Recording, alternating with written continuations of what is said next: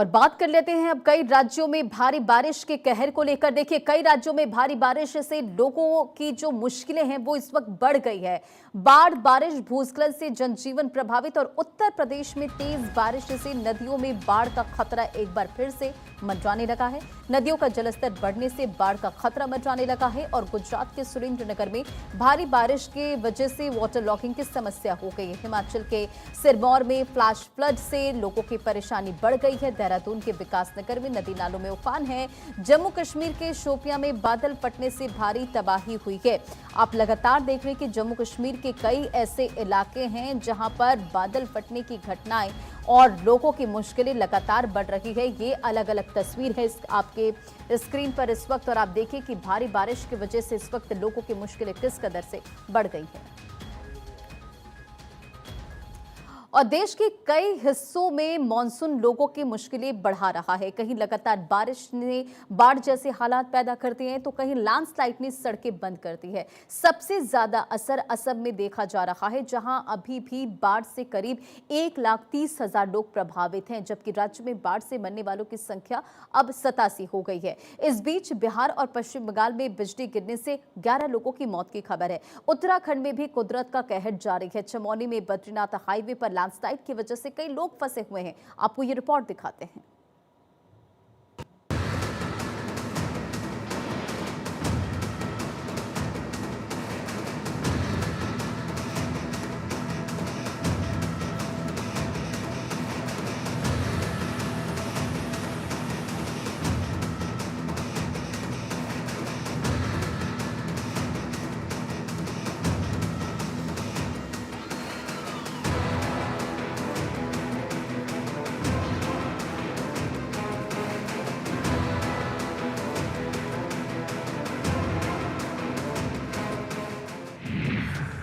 पहाड़ से मैदान तक हाहाकार, आसमानी मुसीबत मूसलाधार।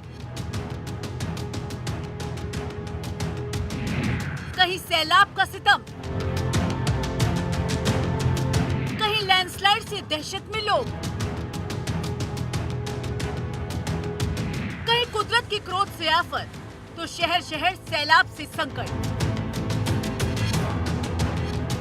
कुदरत की प्रहार की ये तस्वीर भले ही अलग अलग है, लेकिन दर्द एक जैसा है।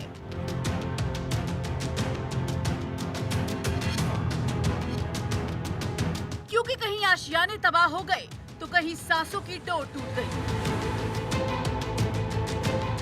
तस्वीरें तस्दीक कर रही हैं कि उत्तर से लेकर दक्षिण तक और पूर्व से लेकर पश्चिम तक आसमान से आफत की बारिश हो रही है।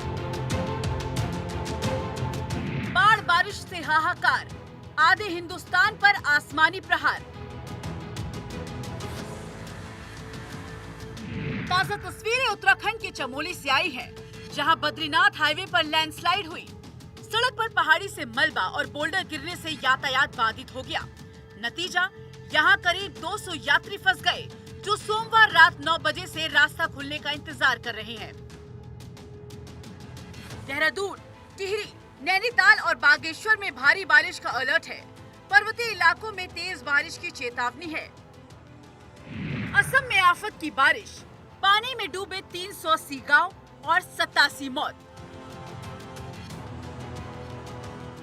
असम में बाढ़ की वजह से आम लोगों की जिंदगी बुरी तरह से प्रभावित हुई है। हालत ये है कि असम में बाढ़ से 2 और लोगों की मौत होने से मृतकों की संख्या बढ़कर 87 हो गई है, जबकि 7 जिलों में 1,30,000 से अधिक लोग अभी भी प्रभावित हैं।